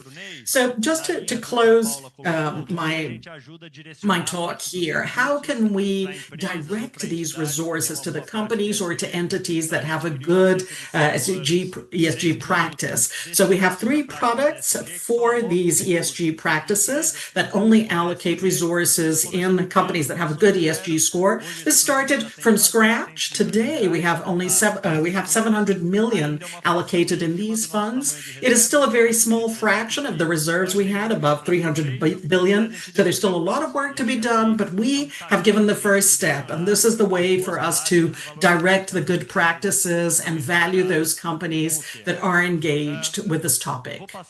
So I am going to give you, this is just to reinforce everything we have thought about in terms of communication to be able to achieve a greater amount of people. So if it's in Social Security, in life insurance, in travel insurance, we have really ruptured the borders of communication. So we have simple, fluid communication that is more direct in different channels, Instagram, TikTok, many channels. And why?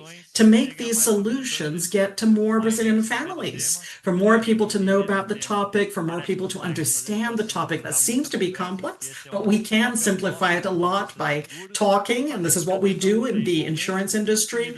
And the level of protection, definitely that protection gap that will become smaller over time. So I'm not going to say much more about this, and I think Paula brought good ideas, and there are some others that we can investigate as well, either in the protection of assets or people.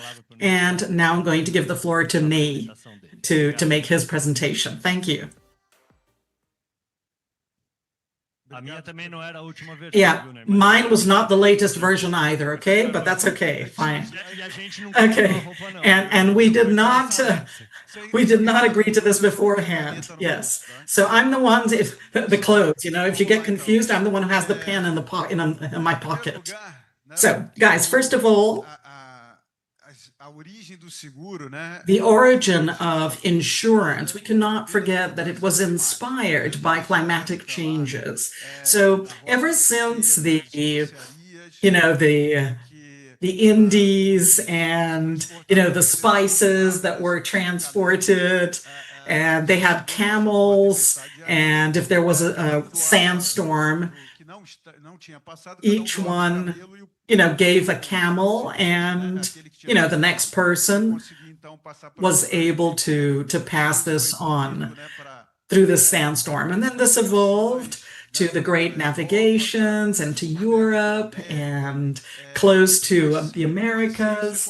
And the essence is still the same. It's basically mutualism, and for us to be able to include a group, a risk group, each one giving a piece that is proportional to the risk, and then society, as a result, becomes more resilient. So this is how we were able to get here, and it is in the same way that we're going to be able to overcome the challenges we have today. So the first point of my presentation is going to be about the gaps and the initiatives that we have made to deal with these gaps. So what society has done to face the problems that we have seen. So over here in the world as a whole, we have a gap in terms of insurance that is still very high, and it is bigger in the regions, the developing regions. So over here, 55% of the world is not insured, but when we get Latin America, this number is even bigger. It's 87% of the economic losses in 2024 were not insured. And if we look at Brazil in this gap, it's even bigger. So we're talking about 95% compared to 40% in the United States. And these losses, over these last 10 years, they have reached more than 700 billion reais, and the public sector have an important part of this. And then we observe over the last few years, these last 11 years, how much this has been increasing. So the value of the loss, as well as the number of times that the municipalities had to declare a state of calamity. So in the last few years, we have a reduction, and it's more or less when we compare, and when you have years of bigger or smaller intensity, but when we compare the curve or the beginning of the curve, it is notorious that we are at a higher level compared to the previous one. And also another way of viewing this is that out of the 10 biggest natural disasters that are known in Brazil, they happened in the last 15 years. Now, just an observation, we remember the great events, and even the events that were not so big, they made an impact. So this curve, the line shows these calamity operations, that's what we call them. So these are operations designed to address the insured during these large events. And even in years where we did not have great events, you can observe in this colored area that there was a reasonable volume of climatic events. So even though they were not extreme, there was an increase in the number of climatic events that have been happening. And for this, we had to be prepared to have a war room. So we have the structuring and the complexity that was very high, and just thinking that we can place in one in one area where there's an extreme need, situation that is extremely complex, and we're placing more people there. And these people, they have, or they're going to work on things that they're not used to doing. So that's why it's important to prepare beforehand, and they actually have to sleep, they have to eat, they have to change clothes, they have to rest. So all of the logistics is fundamental for us to not only help to go back to normal, and that city, that place, but also eu tenho que dizer, muitas vezes heroicamente ajudam ali, então de fato, né, o comprometimento é imenso, a solidariedade do brasileiro. The commitment is huge, solidarity is huge from Brazilians, of course. And all of this is due to the operation with special logistics. And of course, we're looking for the physical aspect. Because of our initiative, we're looking for people, and we have, the event that happened last week. Yesterday, we already have we had the mapping of the estate, the real estate, the houses that had insurance with us. So this also makes it easier for us to indemnify people in a few weeks and as quickly as possible, and these companies and these families can go back to normal. And we also support several internal initiatives, and there's a whole study being done. There's a new board focused on climatic changes, and we have tried to support them. We were also the first company. A lot has been discussed about the capacity and the sufficient coverage for flooding, for example. And since 2004, we already have this flooding coverage, and plus the others, windstorms and rainstorms, and also temporary housing. So people are not able to go back to their houses immediately. So it takes time to, rescue the whole situation and for cleaning. So we work, as I said, with our data. And, an important point is for this coverage, for flooding and windstorms, and they can resist. So there's technical work and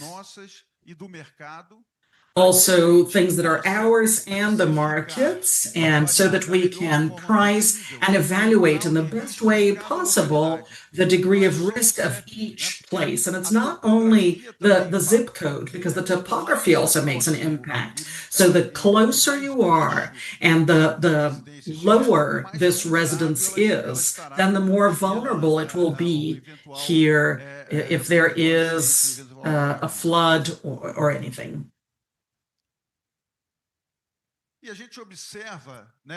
And we also observe, we talked a lot about gap and the coverage gap, the need to form awareness, and always when there is an event like that, and here the curves show that when there is a higher intensity of wind and rain, we receive more quotes requests. So the society, the insurer, the brokers or agents react towards the needs of society in a broader way for the society as a whole.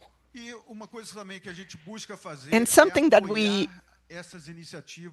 seek for doing is to give support to sustainable initiatives for the people who are already aware, helping them on how they can store more water, more energy, how they can build houses that uses the natural light.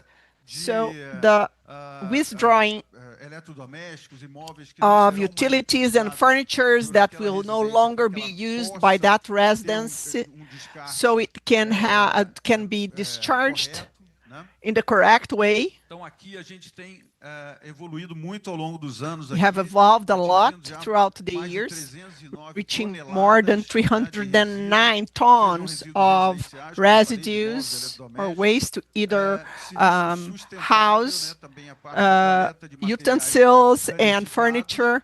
e as Also, we do the oficinas, collection of credenciadas nossas, materials, onde a gente and faz our a retirada desses we have resíduos, né? the people that are already subscribed and have our Também credential nós to preparamos aqui, a gente foi a do primeira the companhia do mercado a fazer cobertura para carros collection. elétricos e We híbridos, also né, cover especificamente com as hybrid necessidades and especiais que eles EVs. têm.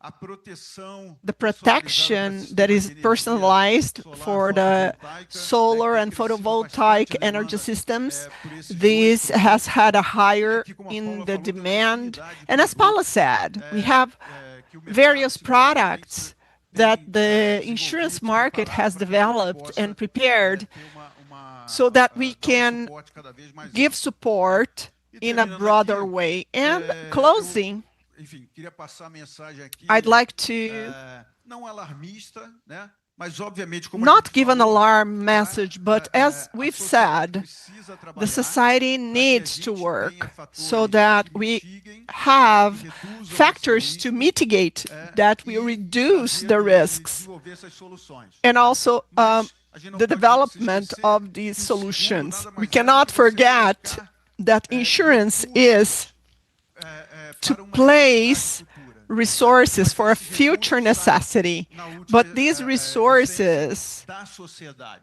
come from Então, society. a gente tem que permitir So we que have esses to recursos allow sejam these viáveis resources para que a gente, to para be que o seguro possa feasible continuar sendo so uma that solução the cada vez insurance maior.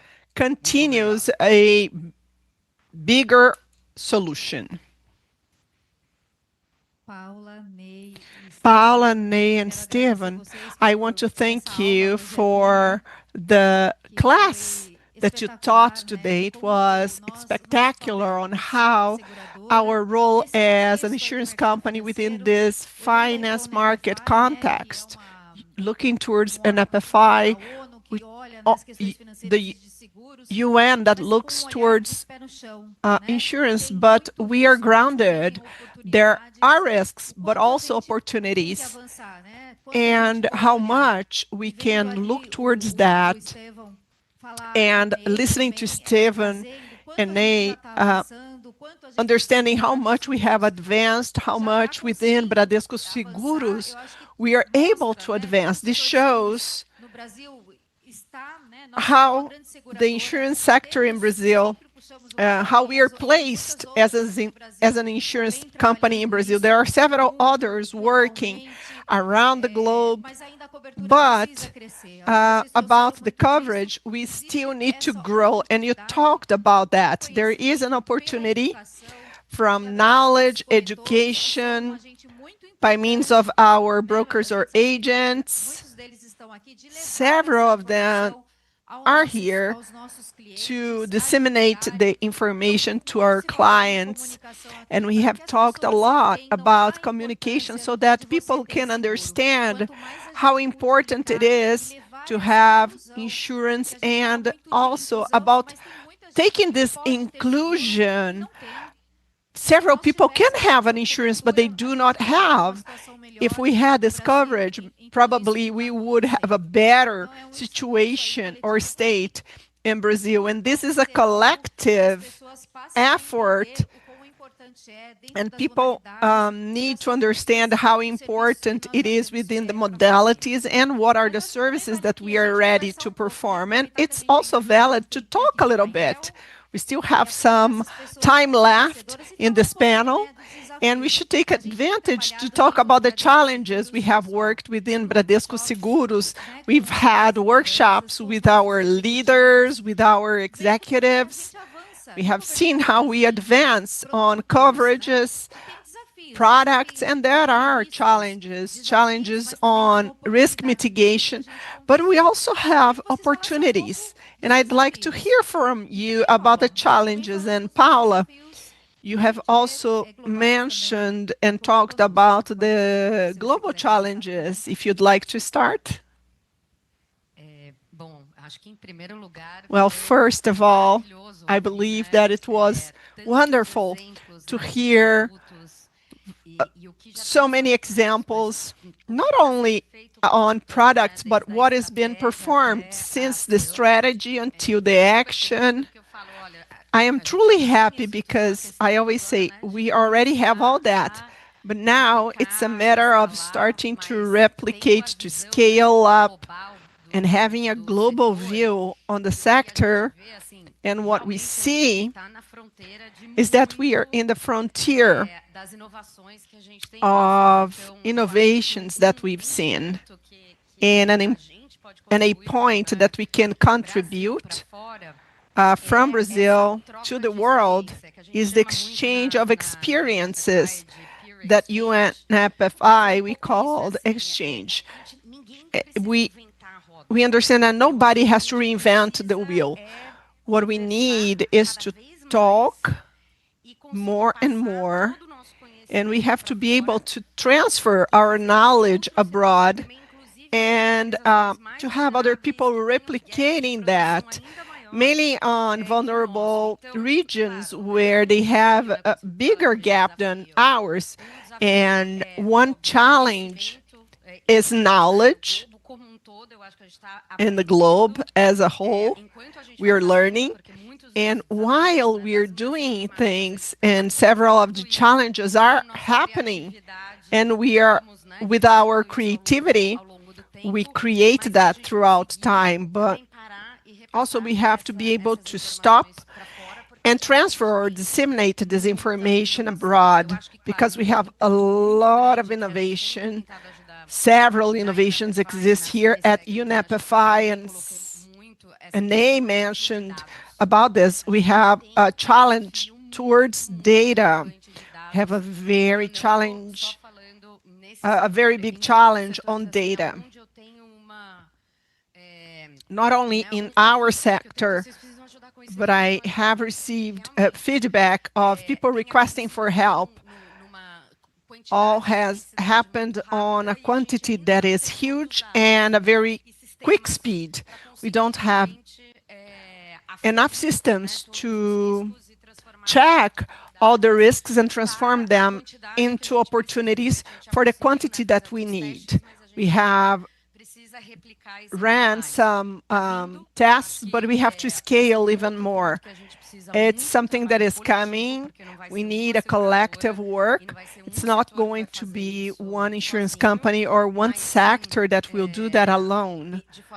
But in a collective way, we have to remember always about local issues.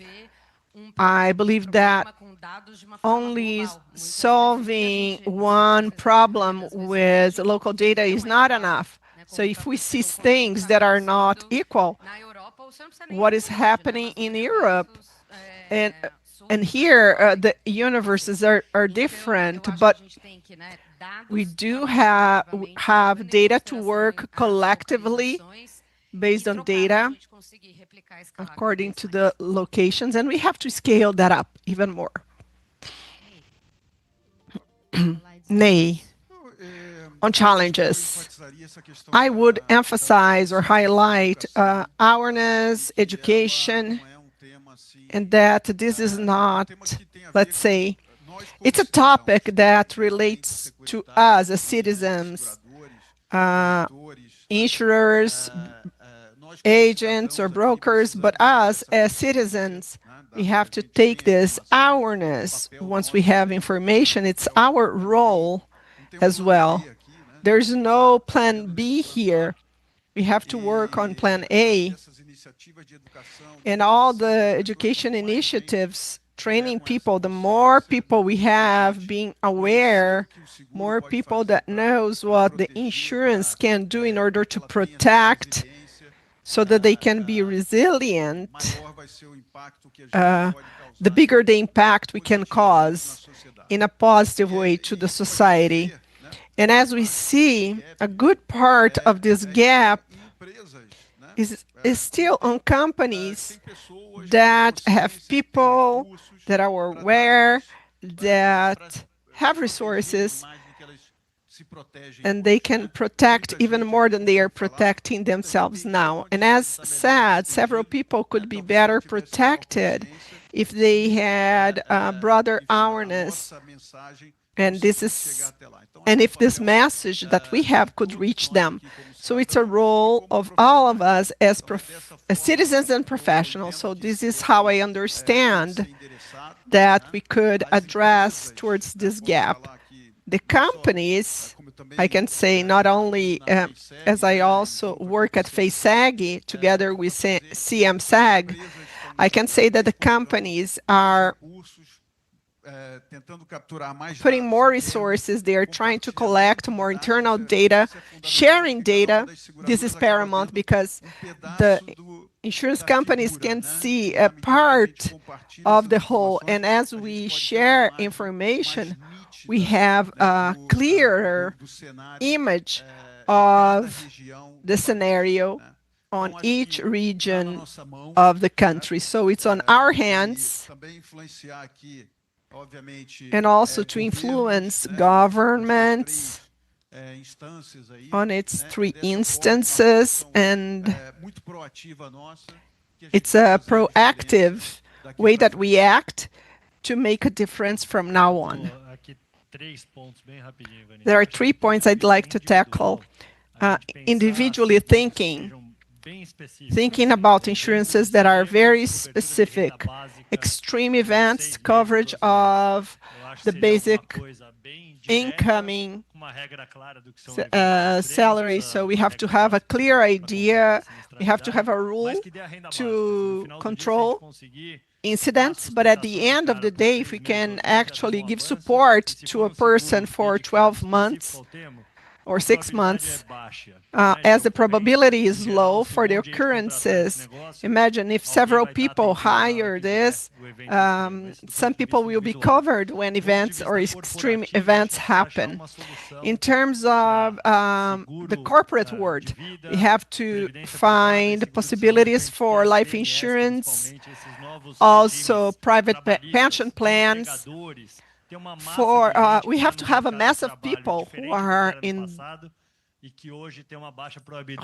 who is out there and that can adhere to private pension plans, because opportunities are not there for all. In terms of health insurance, we have advanced a lot, but for private pension plans, I believe that we have more people to cover, and we have to think about how we can have them in our system. And in a collective way, I do believe that we have to think about a solution similar to an FGTS, which is a tax for the contribution for retirement in Brazil. So let's say the salary mass today is around 4 trillion reais per year. If we find a mechanism that each person would contribute 1% to a private pension plan that is a global one, that would be amazing. So then with extreme events, we could have access to this fund. Each would contribute a little. We would have a reasonable funding for extreme events. And if no extreme events happen, every 5 years, the money could be given back to the person who contributed. So thinking about this quote of contribution, we can build a governance of how to access this fund in the case of extreme events, but thinking about a low individual contribution. So only ideas. Wonderful. That's what COP is about. Talking, having dialogue such as this one. We could stay here for much longer. And now I'd like a briefer talk because we are about to reach lunchtime. Belém has great food. I believe I gained 1 kilogram just yesterday. But jokes apart, Ney, Paulo, I'd like to hear from you your last words very briefly. Looking forward, thinking about the insurance market, and the question was, 5 years was the term, but 5 years is too far from us. We have climate emergencies right in front of us, and how can we look towards the planning of companies and look into the future? What do you envision? I'd like to hear what is in your heart.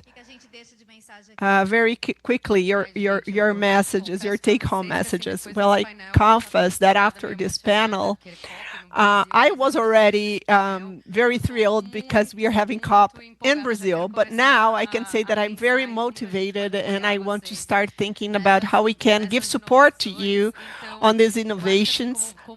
And as my last words, I would say enthusiasm towards what is to come. We have all that is needed to do whatever we plan to do. This is the COP of implementation, so let's implement, but together.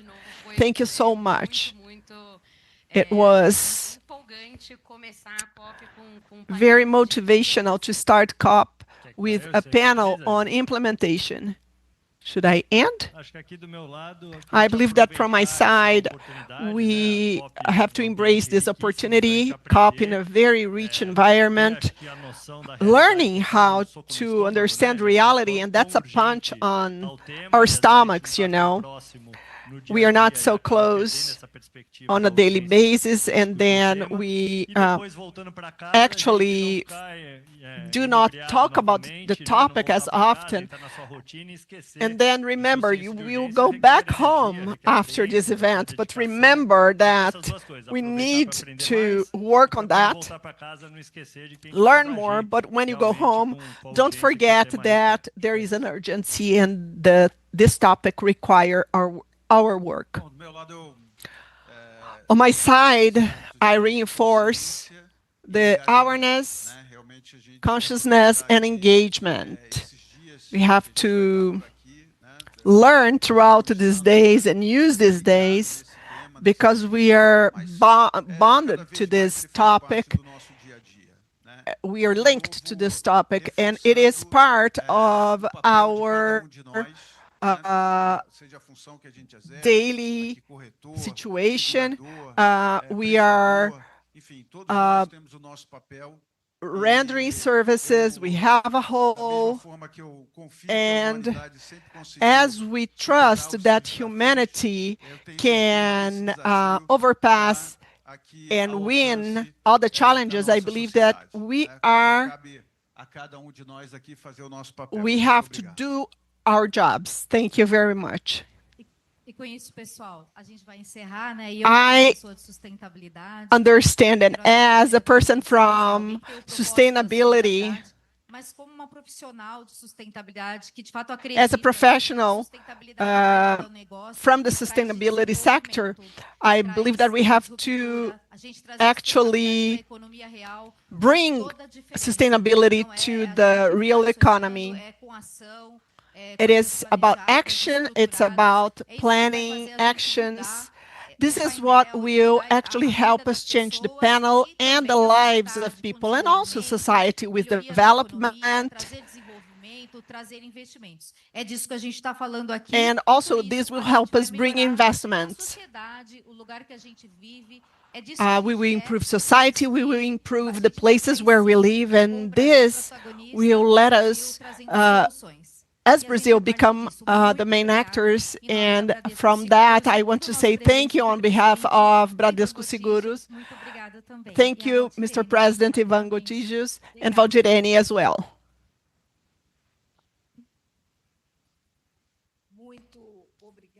Thank you. Thank you to all participants, and also thank you, Bradesco Seguros, for these two excellent panels that we had in the morning round. And right now, we close the morning round, reminding you that on the afternoon round, we will be back for the first day of COP30 Global Insurance Summit. I also want to say thanks to the people who empowered Casa Segura Allianz, BB Seguros, Bradesco Seguros, Caixa Seguridade, Mafre, Marsh McLennan, Prudential, Porto Seguro, and Tokyo Marine. Thank you so much. And we will actually be together again at 2 p.m. So good afternoon, everybody, and see you in the afternoon.